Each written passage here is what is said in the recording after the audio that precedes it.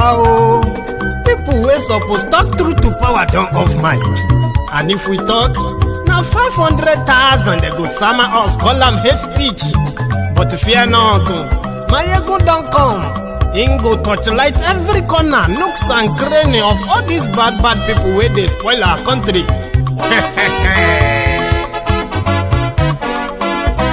So my people make we laugh, oh, yo, yo. Maiyegun don't come, oh, yo, yo. My people make we shout, oh, yo, yo. Maiyegun don't come, oh, yo, yo. Maiyegun don't come, man of the masses, oh, yo, yo. Maiyegun don't come, oh, yo, yo. Maiyegun diary politico, oh, yo, yo. Maiyegun don't come, oh, yo, yo. This one not the off in mind, oh, yo, yo. Maiyegun don't come, oh, yo, yo. And in the touchlight every corner, oh, yo, yo.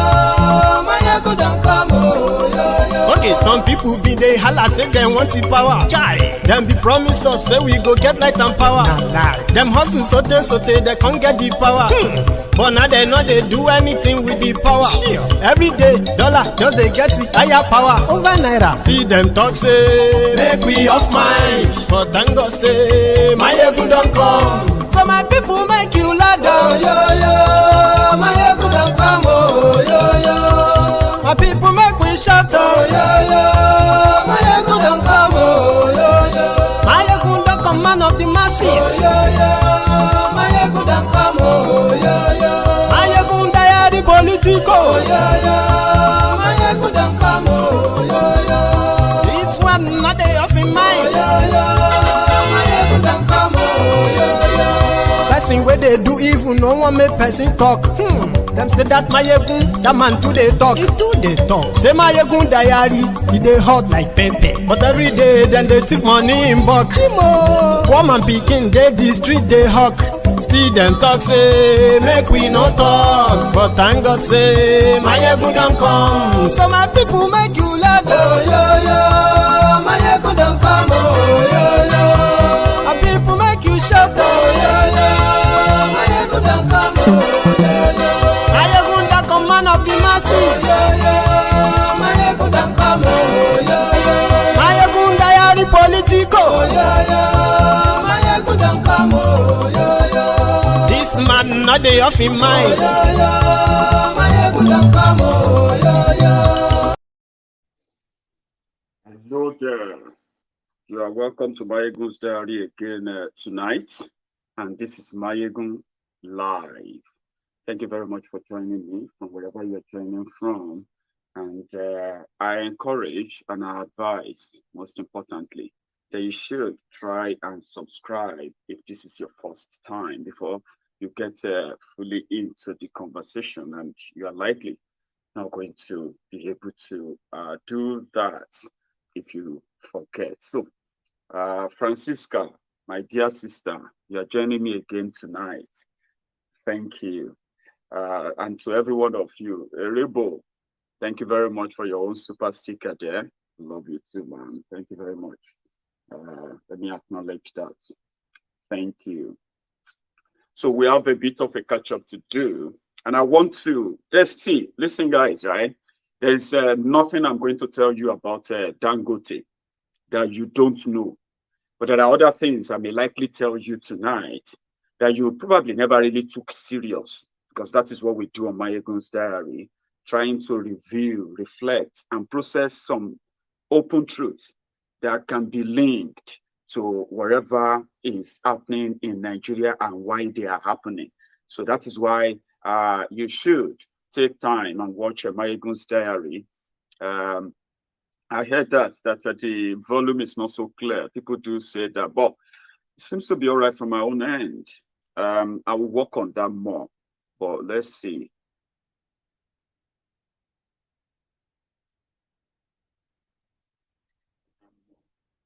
Let's see.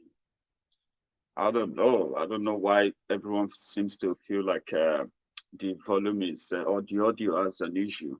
But yeah, I will work on that and fix that, okay, for those who are having problems with that, right?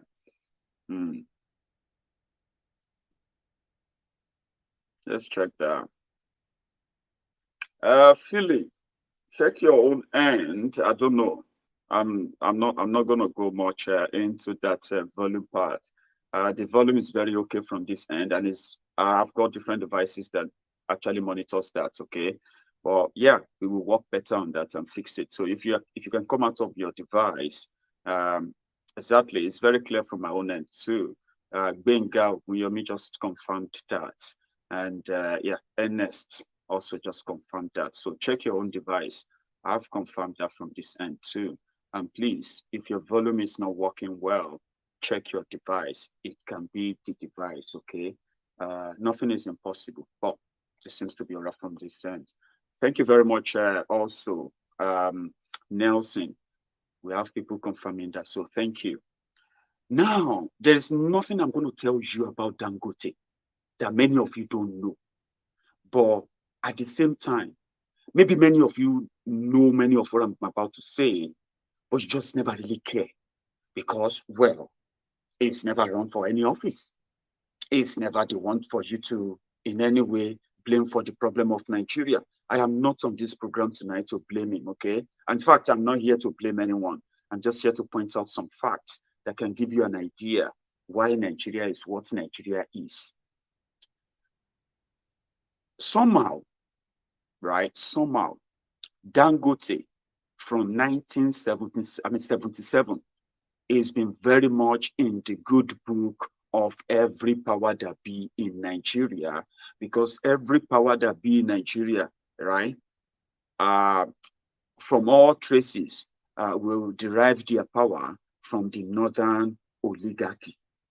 The northern oligarchy are the retired generals, some mullahs, and some other, special breed politicians who have managed to learn the art of, art of power in the northern part of the country. So they've managed to hold him as their own financial warehouse. Somehow, he's been able to weather all storm. And whenever any government comes to power in Nigeria, any government, be it military, civilian, or name it, there will always be a place for Dangote and friends. Because I don't know if he uses, I know he uses Dangote Group, right? So he's managed, he's an industrialist, okay? Everyone can use the opportunity too.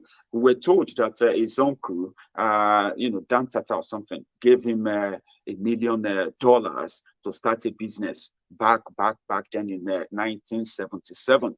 Fine. But the government in Nigeria, the reason why that country is what it is, successive governments in Nigeria have managed to keep the monopoly of the markets in Nigeria for Dangote. It is the only thing that Dangote is not interested in, that that place will not become is. If it is interested in cement, well, is interested in everything. And today in Nigeria household, at least you are using, 5 out of, let me say 7 out of what you are using in your home is from Dangote, starting from the salt, from your sugar, flour, even the cement that you use to build your house. Many of these things comes from him because he has the monopoly of them to some large extent. So if anyone is to be kicked out of any of those businesses in Nigeria, all it takes is for the government to make a law, like the border closure, not law, just to make a declaration like order. So that order, no matter whatever order declared in Nigeria, Dangote and group, or Dangote group, they are always exempted. Okay, so that then takes away the normal competition where there are so many other businessmen who could have actually been into so many other businesses that Dangote monopolized, break them down and make life easier for the people. You know, when you have competition, when you have a lot, and when we say competition, we're talking about real competition, not competition that wants Dangote, because Dangote monitors the market, is in his Nigeria economy. So when the government said they wanted to protect local manufacturer, the local farmers, as the reason why they are closing the border, Nigerians who are doing businesses in Ghana, the Nigerians in Ghana, they became victims of xenophobia in Ghana, whereby Ghanaian authorities pounced on them. And in fact, despite the fact that Nigeria signed this West Africa or African free trade worldview that allows all the neighboring countries to move in trade in and out unhindered in the south, in the western part of Africa. Nigeria signed that, but Nigeria shut the border against those businesses. So Nigerians who are now businessmen outside Nigeria, they became the victim of their own government reactions too. So for a whole year, businesses died. People who are into bringing so many things into Nigeria, they ended up liquidated, like they ran bankrupt. A year after, now that they have achieved that, Dangote is given a clearance to begin to use the border. As we speak right now, Dangote Dangote and Bao, this one is called Bao, B-A-U or Boa. These two guys are the only people allowed to bring anything through the land border in Nigeria or take anything out. So if Dangote wants to go and supply his cement to the West African market, he is free to go and do that now, unhindered. But if anybody, any other businesses in Nigeria, if you try to try it. It is because they have managed to silence everybody. And that is why you are not possibly hearing the noise so much about the landed borders in Nigeria shut. We are talking about the southern border, by the way. The southern border of Nigeria shut down, opened a year after for Dangote to begin to do his business within the border. The only person in the whole country, the only businessman in the whole country, the only business interest in the whole country allowed to use Nigerian borders, the southern borders, because the southern border remains shut as we speak. So someone actually took him up on that and said, we have entrepreneurs, people who actually create wealth. They are needed to be able to access the same influence that Dangote has. He's the only one who can phone the president of a country and get something done before anybody can wake up the following day. He has that power, and he's using it well, by the way, right? It is Peter Side who took him up on that. And Dangote responded too. But before that, watch this. The other thing I want to point out as well is that, it echoed in this room. Look, Aliko and I go back a long way. He's done phenomenally well. About 2 decades, done phenomenally well. Jim, Mike Adenuga and co. Let me tell you what they all have in common. They are all very combative personalities. Because of that, no regulator will go to them and try nonsense. Because most of them know how to deal with that regulator. We have to move beyond that, making Nigeria an economy only for the few people who are very combative. Some of us too are combative enough, so people know what's in regulation. Now let me continue, because those we are destroying are the 22-year-old entrepreneurs, the 25-year-old entrepreneurs. This economy is rigged against the youth, and it's not going to grow. When Aliko and I were 30, we were allowed to grow. Today, we're killing the youth from growing. So it's not going to grow. That's the point I'm making. And the reason, the things we have to correct, you see, any regulator that wants to get applause, just go after some people, destroy some businesses, and the more you destroy, the more they hail you. It's even proof that you're working. That's the paradigm shift. We have to get out of that complete nonsense. Without that, it will negate any monetary policy and everything else. That's Peter Side trying to take him up on the monopoly that he enjoys. But he denies, right? This is what he responded with. A little. But see, but there's a big difference. No, when I say a little, let me explain. I've been a businessman, I'm an entrepreneur myself. There are some tax regulators.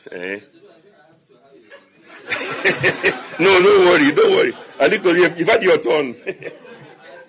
I have to, what I always say, even to the government, I said that on the judgment day, yes, God will say, okay, fine. Why are those entrepreneurs from Nigeria? Once we raise our hands, it's okay, you cannot be punished twice. Go to heaven. Okay. Okay, but let me also continue. You should know what you are facing. In fact, we are facing more trouble than anybody. I know, don't worry. Take it from me. I know your company, I know your staff. I also know some regulators who tell me that they will go to Standard Chartered Bank, they will try this, but then they won't try Aliko because they're afraid. You get what I'm saying? So you enjoy some protection on account of your positioning in society and perceived ability to call any minister and even the presidency. We are looking for a system that makes it possible for even those who don't have such connections to be allowed to thrive. That's the point I'm making. Now, and please, Mr. Governor, Lagos is the home of all those young entrepreneurs. Part of your responsibility is to protect them from these rogue regulators. Because Lagos is the hub. It's where they're being born and created every day. Aliko is from Lagos. Jim is from Lagos. I'm from Lagos. But now we're killing the young ones in Lagos. Message from the man. It is about how they are using the system to kill the dreams of millions of young people who could have ventured into so many things, free money to them, and let them also grow the same way they allowed Dangote to grow in 1977 when he was a young man and he moved down to Lagos with his uncle's support. But this is how he wields his power. The same Dangote, the same man who is everywhere, also ventured into oil, refinery. He decided that he was going to build the biggest refinery because Nigeria has failed to be able to build one single one that works, that actually functions. So as rich as Nigeria is, as big as Nigeria is, Nigeria has no capacity to build refineries that work genuinely. But guess what? Dangote is building one. And he's building one that is going to be the bedrock of the country that will later take over the oil industry in Nigeria. Not a bad thing, no, but I'm saying there were those who have attempted to build refineries in Nigeria, and because of the greed of the politicians, because of the same monopolistic policies of the politicians, right, they have denied them that. There have been people who have actually come up as well to take over the refineries in Nigeria, renovate them, and then make them profitable. But corruption, as those refineries get budget every year, as they get budgeting allocation every year, politicians want to keep them like that. Nigeria no get money, but Dangote has money to build refinery. Think about that. So very soon, the subsidy they are paying to some people will now be paid to Dangote. So if Dangote says, well, like now, your sugar, you see all those beverages you drink, all those juice you drink, all the juice you drink, the sugar, most of the content used in making them, they get them from Dangote, who control the 70% market of 80% market of sugar in the entire Nigeria. Dangote is the only one allowed to import it genuinely, except if you are going to hide under them to bring in yours, if you will be allowed. But however, he holds the largest share of that. So every time you open a bottle drink in Nigeria, just know that you are paying Dangote too. Not a bad idea, because at least they are doing that for now. But there are so many people who could have done same. Many. I know some Igbo billionaires that will actually give Dangote for his money. They will give Dangote a run for his money if they remove government favoritism or remove government protection over Dangote and they go into competition. There are Yoruba billionaires that will take him up on that, and they will bring in commodities, produce things that will actually make life easier. That is what Oyibo gets, that Nigeria, that you don't have in Nigeria. Politicians will tell you that they are going to make your life better, even though they don't have any plan. Then they will run to Dangote and say, Dangote, can you help us bring grains? Can you help us do this? Can you help us can you help us transport fuel? Can you help us do this? And all of that are just going to be within themselves, within that corridor. Nothing competitive about it. And that is why they can decide what you get, or the quality of food, the quality of life you live. That's how they control it too. And how does Dangote maintain its stand? First, there have been allegations that Dangote is just like a warehouse for Nigerian thieves who wants to clean and launder their money. What they do is that they invest into his company, he holds the money for them, and since he's running a business all the time, the money is clean, and you can never trace anything to it whatsoever, except if you probably stop giving that government patronage, then you will see more of those who own the money. So he controls that, and he's going to take on the, what do you call it? The oil industry. Is already there, it's been there for so long. Nigeria no get money to maintain a refinery, but Dangote has money to build one. Okay, last, the competition that it should have been for everyone to say, okay, yeah, fine, I want to build refineries too in Abeokuta, or I want to build refineries too in Ijebu. I should be able to go Abi. That's how you think it should be. No, let me tell you how he maintains that. For every government that comes in, he has a way of giving them his own backing, reinvesting the money back into their campaign. For Obasanjo, when Obasanjo gave him that sole license to be the only one who actually imports cement and who also imports sugar into Nigeria in 1999. Do you know what Dangote gave?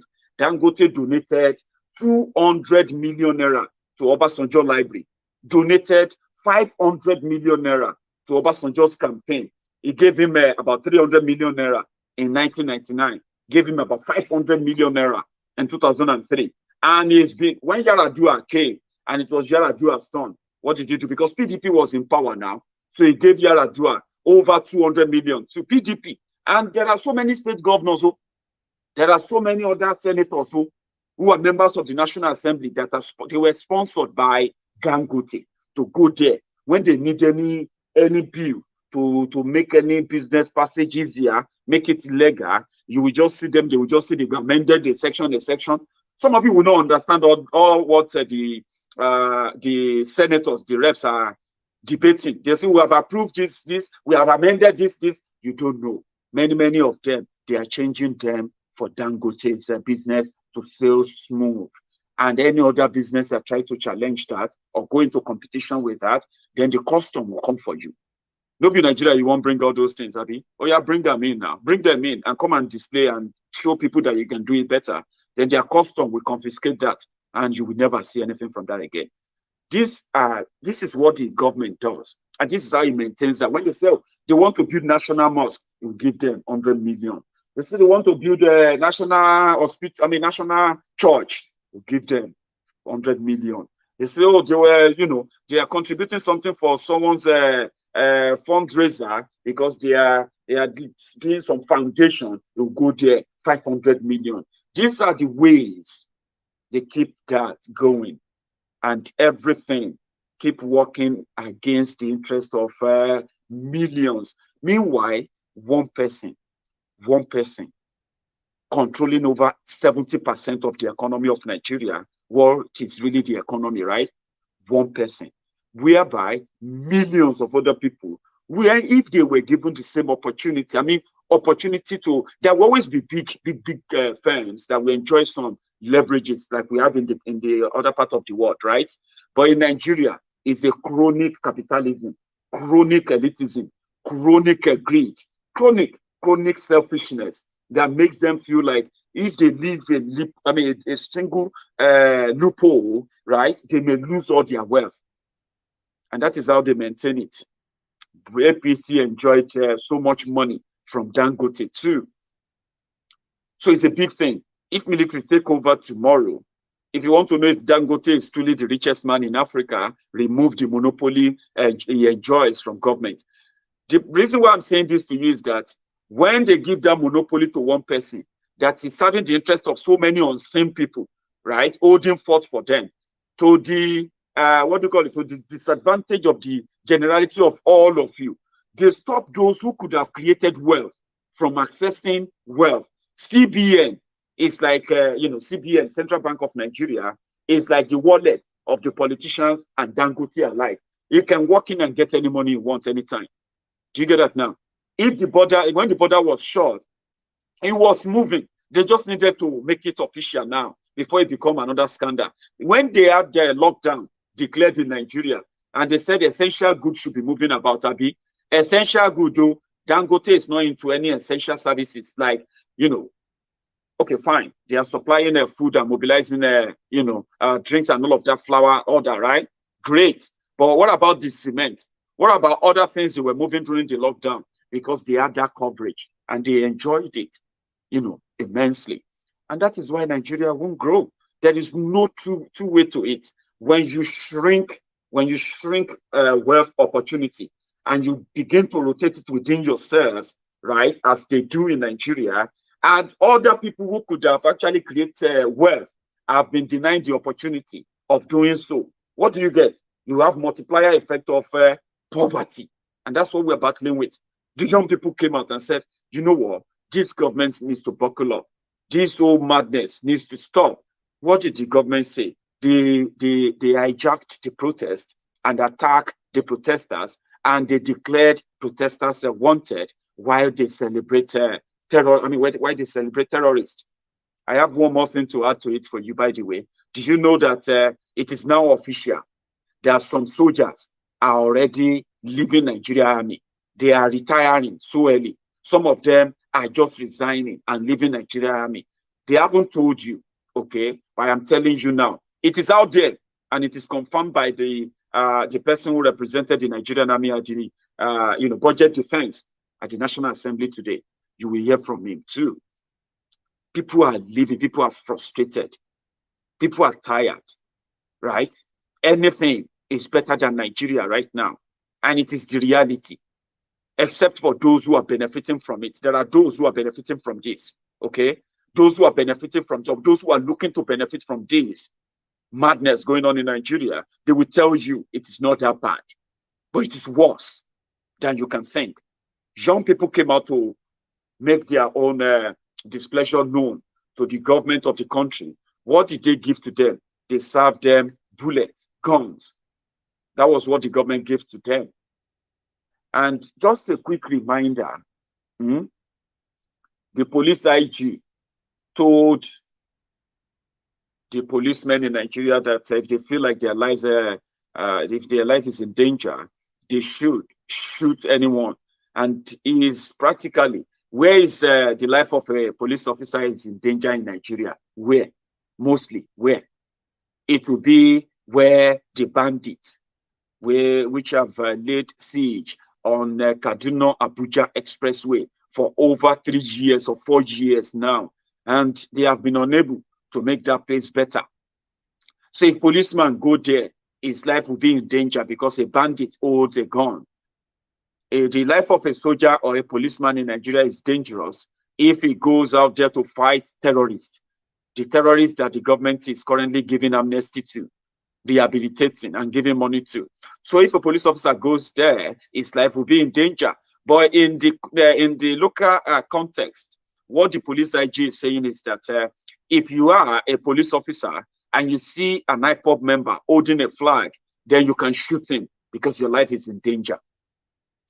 If you see any NSAS protesters holding a placard, you can shoot them because your life will be in danger.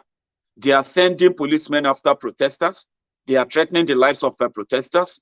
They are arresting protesters, including those who have done nothing. And that is what the police IG said the Nigerian policemen should shoot anyone whenever they feel like their life is in danger. I have not seen other life that will be in danger for a Nigerian who peacefully protested against police brutality, only to ended up being brutalized, almost killed, and in fact, being hunted down for a criminal offense. Oh dear. The DJ, for those who watched my broadcast this afternoon, you will remember I played a video of DJ Switch, a lady that recorded the shooting at Lekki Toll Gate, and he is currently on the run. Well, don't let me use on the run. He escaped from the agents of Nigerian government looking to probably kill her, because that's what they do. They've arrested some other people too that they have now locked up and denied legal representation. DJ Switch is currently not in Nigeria. She is at she's currently on the verge of getting an asylum, a political asylum in Canada, where she also addressed the Canadian Parliament. I'm going to start from there. But before I get to DJ Switch, the protesters in Lagos State were so organized that fear gripped Nigerian government that they couldn't hold back anymore to whatever, to what the youth could come up with, and they unleashed violence on them. They hijacked the protest, sent thugs after them, and even killed as many as we can get to ascertain now. Okay, but let me take you back to Alausa, where those they told you were violent, NSAS protesters that they told you were violent at the time, this is what they are doing.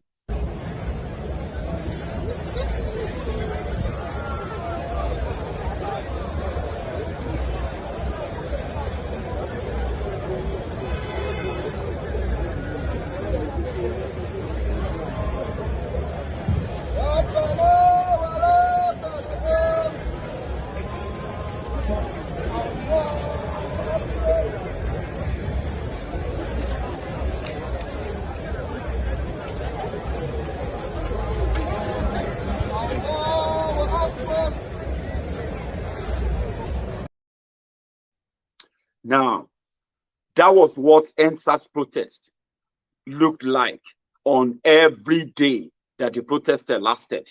Okay, the Muslims will pray during the Jumat, right? The Christians on Sundays, they were out there praying. Praying for what? Praying that government should listen to them. Government should please fix this and stop police brutality. Those are the people that the government of Nigeria and their agents are now looking for, hunting down. Okay, a young man was arrested in Lagos yesterday by the Nigerian government agents. Okay, they dressed like pastors. Can you believe that? They came to the house, they pretended to be men of God, and when the people opened their gate, they moved in with their guns and they grabbed this young man. I'm going to play you a video from our sister who said her brother, from his sister rather. So this sister said her brother, arrested brother, has a liver problem. The Nigerian government has grabbed him and they have denied him access to his lawyer. Okay, but before that, listen to DJ Switch that the government of Nigeria are looking after. The government of Lagos State by Sanwo-Olu, they threatened her. She's currently out of Nigeria by chance, right? Listen to her. Spirited, focused, united in one goal: against injustice, against police brutality, against bad governance.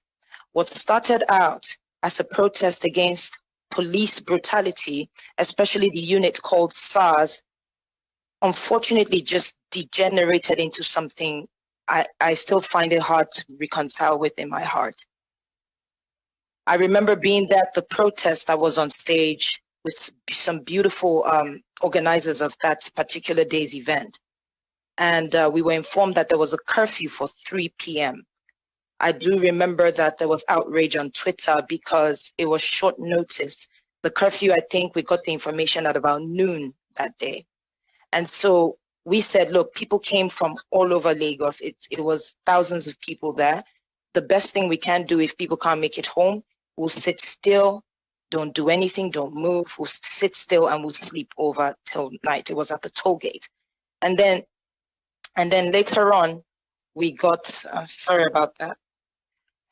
And then later on, we got, I'm so sorry. I don't know if you can hear me. Okay, great. I'm getting some messages in my ear. Okay, so we also got information later that the governor wanted to see me and 6 other people.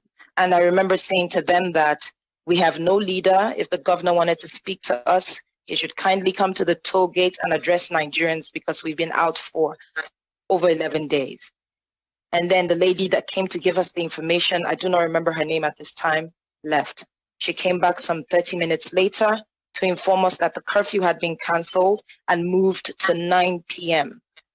I remember telling the people there this information, and people cheered. While this was going on, another member that was standing behind me came up to me and said, someone is taking out the cameras from the toll gate.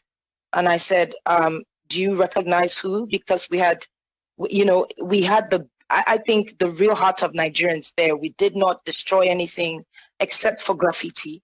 We did not take anything. We did not take anything from the toll gate. We cleaned up after ourselves. So wanted to be sure it wasn't happening. Well, it wasn't a protester that was doing that. And then we found out that it was one of the staff, or, he had the LCC uniform. Those are the people that manage the toll gate. So he took a picture just to keep and, to sort of use as proof that we didn't destroy or take anything. And then we realized that the big billboard that is over the toll gate had been turned off. And so just before 7, it was like to 7, maybe 6:45, not too sure on the exact time, but to 7, we heard gunshots coming from behind. At first it was chaotic because we didn't know where the gunshots were coming from. We didn't know what the gunshots were about. And then the lights went off. I think the rest of that is just the most tragic thing. I thought I was going to die. I thought we're all going to die. And it was in that moment that I said, let me go live on Instagram so people see what happened to us. People see where we were killed. I just believed that was what was going to happen. And I remember the military came in first. They stopped shooting at some point, and I walked up to one of them and I asked him why he was shooting at us. And he said he had express orders from above and that I was coming too close to him. And if I came too close, it would be considered an attack on him and he would have to shoot. So I moved back and asked everyone to move back. It didn't take maybe another 10 minutes. The shooting started again. I remember seeing 7 people that had been shot down. And we were telling people on my live. There's more.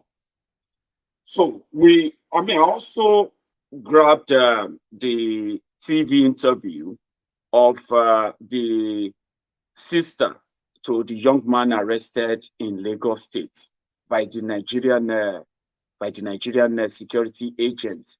So I want you to listen to her before we continue. On Saturday the 7th, I got a call some minutes past 7 a.m. from a man. He said he was formerly a church member.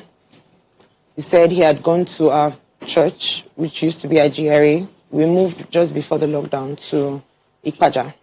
So he said he was an old church member and he went to our church in GRA and discovered that we were no more there.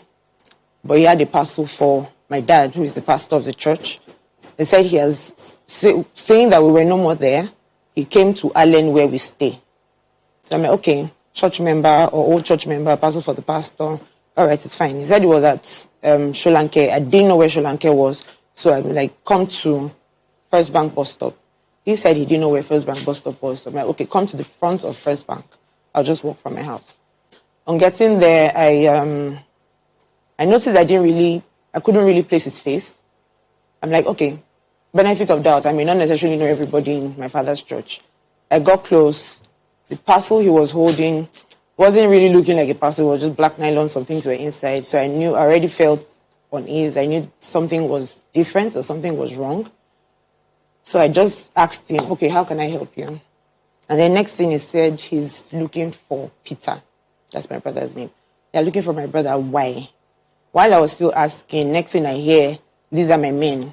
I turn around and I see 3 other men. So I was surrounded by 4 men. I'm like, okay, what's going on here? Said he's looking for Peter. They did a business with him. They bought commodities from him. They transferred money to his account, his Zenith account, to show that they knew he had his Zenith account. And he didn't deliver the commodities. I'm like, my brother doesn't sell anything. So this story I'm not buying. My brother is a musician. He's a philanthropist. He's the owner of Belefu Nigeria on Instagram. He takes care of the less privileged, motherless babies, different things. He feeds the hawkers on the road. His track record is on his page on Instagram, Belefu Nigeria. That is who he is. So you saying you bought something from him, you transferred money to his account, and he didn't pay. I knew that was some cooked up story. So why exactly are you looking for my brother? And then he said, I should take him to my house, that they need to see my brother. Like, sir, I can't take you to my house. You have to explain why you want to see my brother. While I was still talking, next thing, 3 trucks, 3 Hilux pull up with their Oga that led them, CSP Hamzat. When he came down, every other person came down. 2 people were, 2 of the Hilux were in front of the first bank. 1 was on the other side of the road. And all of them came down. I'm like, madam, why are you delaying? What is it? I'm like, okay, it was like a movie. What's going on right now? And then the one that was calling me was trying to play good cop, bad cop. And Shebi, I was telling you, you should have listened to us first. At least we did not carry uniform. We could not carry any gun. You should have listened to us first. Now these ones have come. I'm like, she so asked me to get into the car. I didn't want to go into that car because. So I just asked the guy that made the call. I'm like, my house is close by. Let's just walk. My house is close by. Let's just walk. So they deceived me, in quotes, to get to my brother. They pulled me out to get to my brother. When they got to the house, they were still telling the story of how they bought commodity from him and he didn't deliver.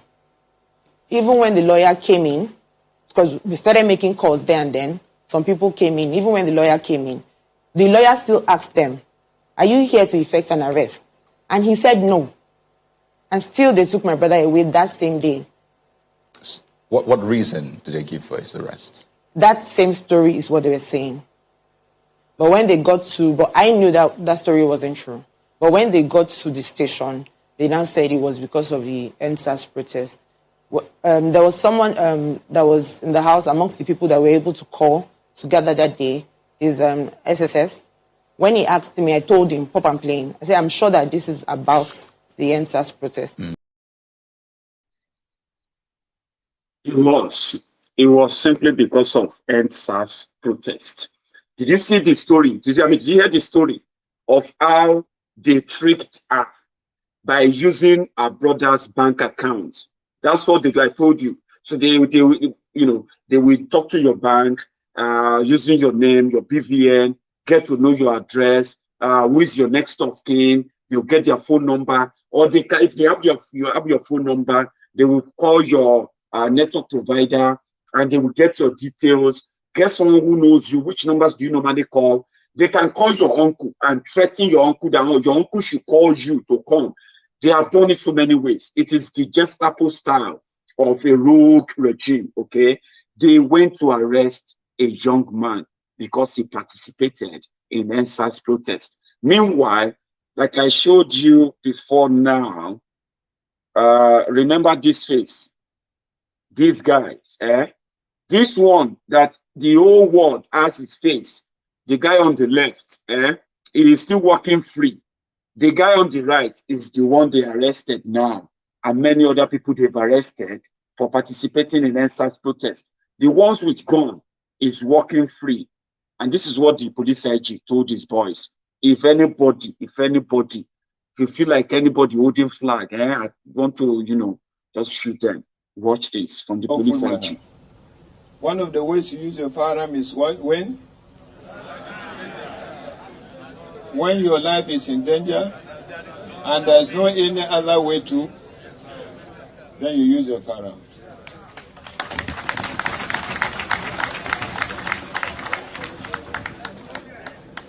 Does it make sense for you for a policeman to die when he's carrying a rifle?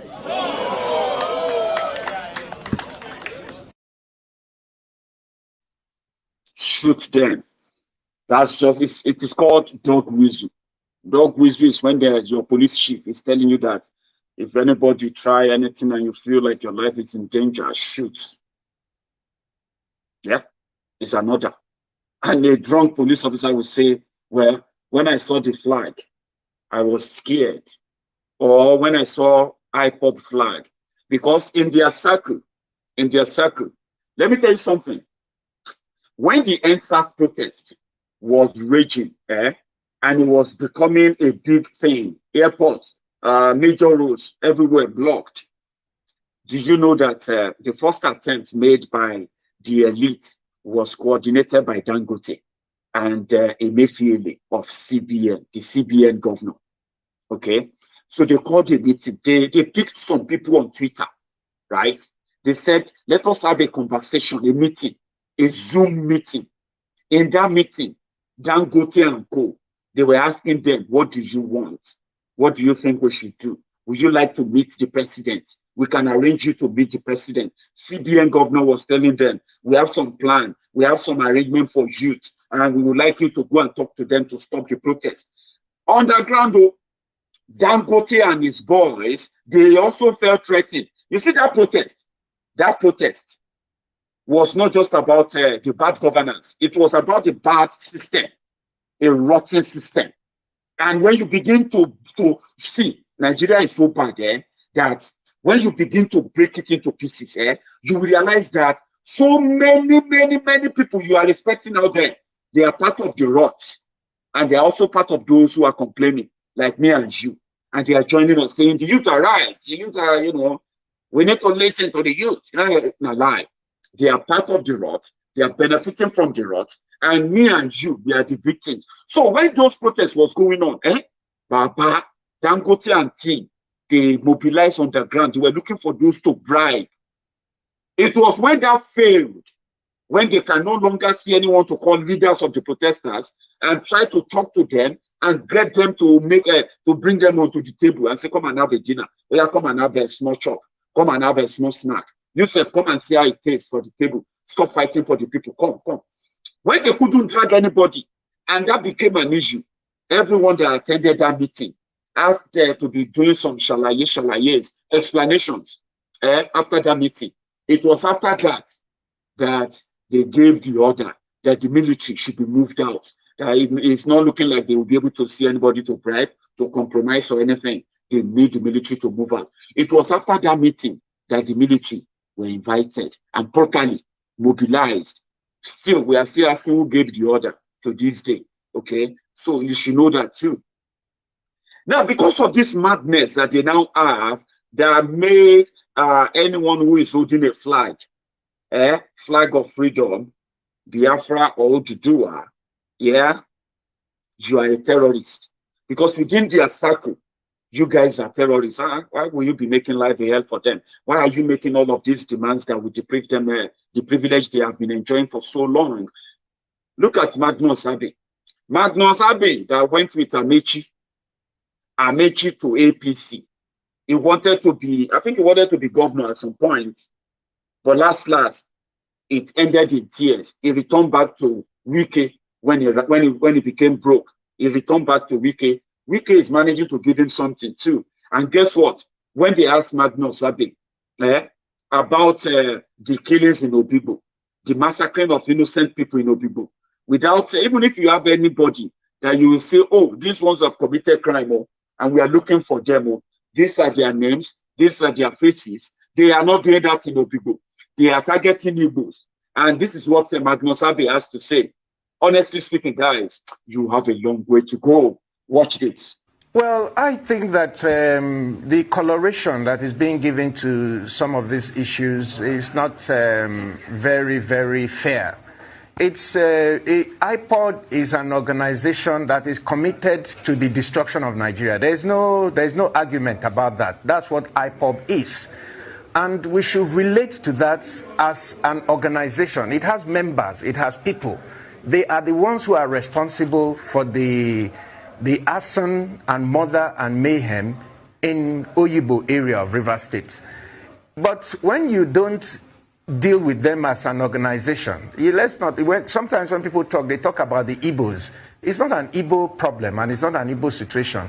There is an organization that is clearly terrorist in orientation, that is determined to pull the Federal Republic of Nigeria apart, just like Boko Haram. So I think that effective measures need to be taken to rein in these people. And the response in Oyigbo by the security agencies, as far as I know, there have been a lot of allegations and counter-allegations. And I believe that there are various inquiries that are going on into the situations that occurred during that period. And I believe that such an inquiry will help to unmask some of the things that happened. But I personally know of a police officer. In fact, One of the officers that was posted to me that has now been withdrawn, he lived in that area. His entire house and everything was burnt. His neighbor was burnt alive because he's a policeman. So when people behave with that kind of terrorists and murderous kind of intent, there is every need to react to that in a manner that is able to curtail and contain those particular excesses. But anything outside of that will be intolerable. He is a liar. And I'm glad that some of you actually know that. That's what they do. Politicians, when it is convenient for them. If it was during the time he was a co-traveler with Amechi, he would have condemned what happened in Oyigbo or Obigbo. He would have condemned that too.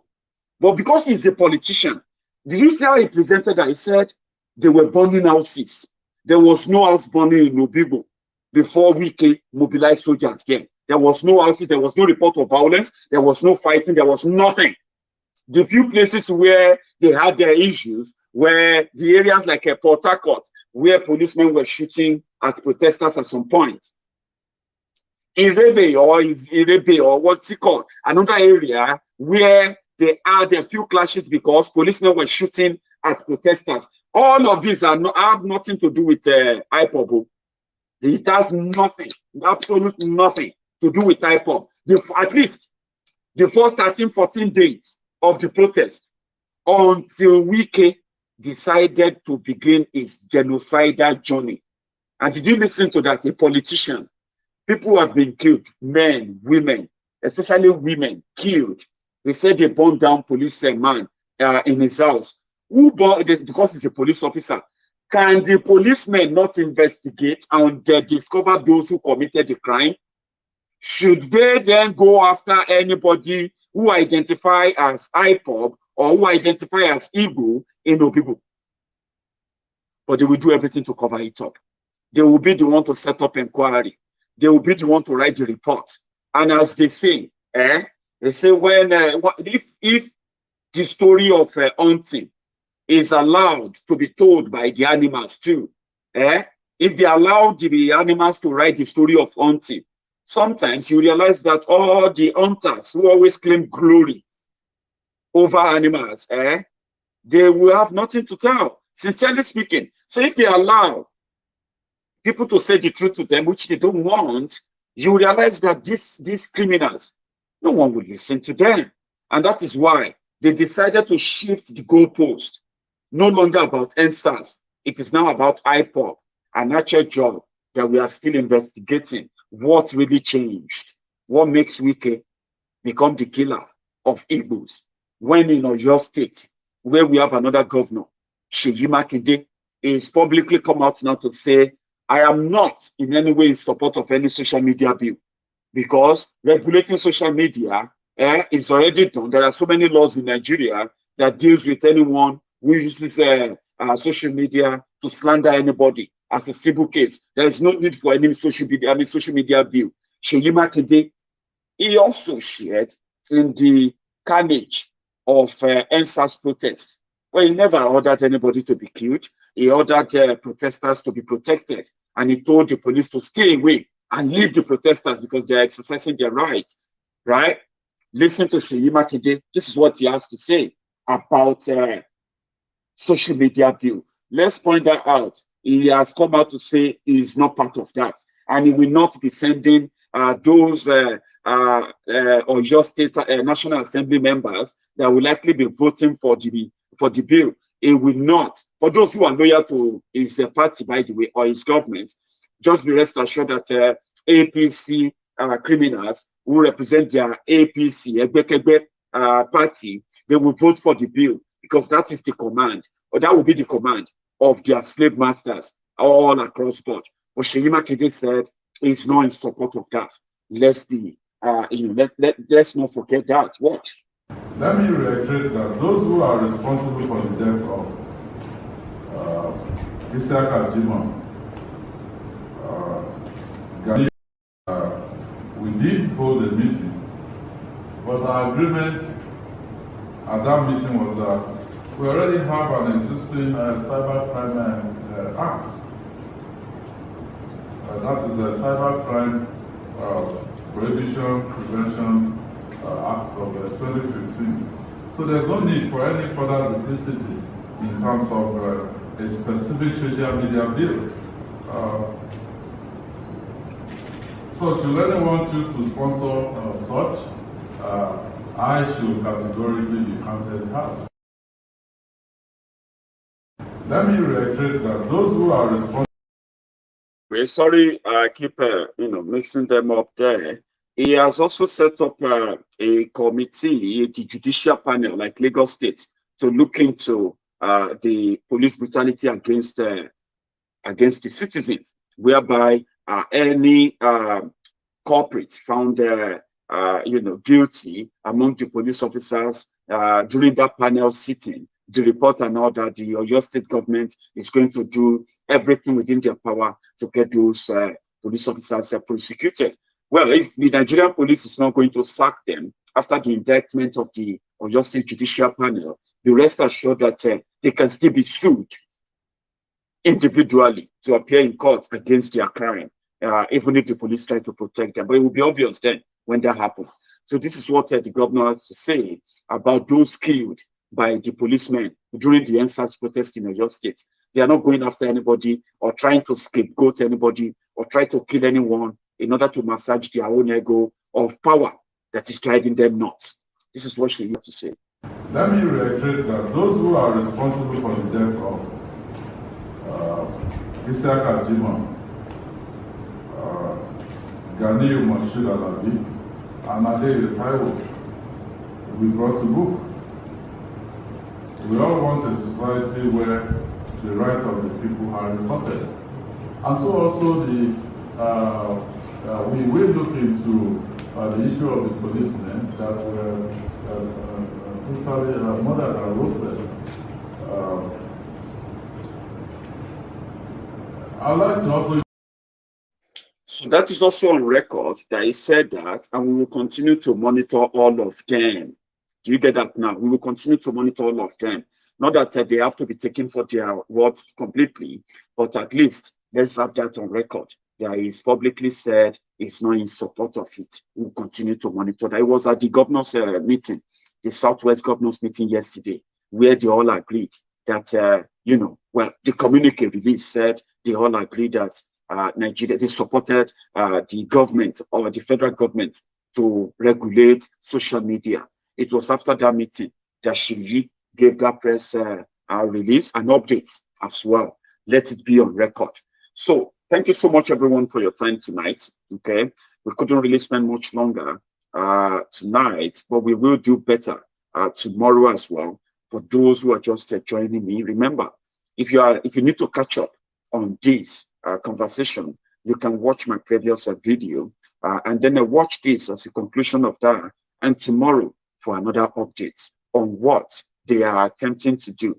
People are now waiting for the second wave of NSAS protest. The second wave is what is cooking. And if it's going to be here before Christmas, if it's going to be here before the end of this month, we will find out. Buhari's government will make that happen when they continue with their barbarism, when they continue with their criminality and illegality, when their CBN continue, right, to print money that they are squandering and spending and stealing and looting among themselves, yeah, and the economy continue to dwindle, collapse, and they continue to shut everyone down or shut everyone up and make sure that you will never have the opportunity of coming out to challenge them. As they go on that destructive journey, we will be keeping tab on them. We will continue to give an update on that. And if this second wave comes soon, yours truly, we'll also be here to give you a regular update on that too. Thank you so much to all of you tuning in again tonight. Tomorrow is another day. Join me if you can. Until then, enjoy the rest of the evening. You should have a good night. Good night.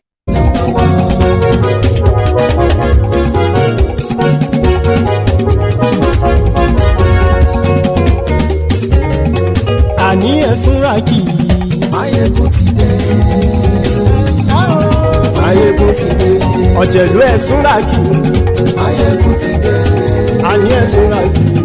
Maiyegun ti dé. Lórí Facebook. Maiyegun ti dé. Àní ẹ̀sùn ràjù. Maiyegun ti dé.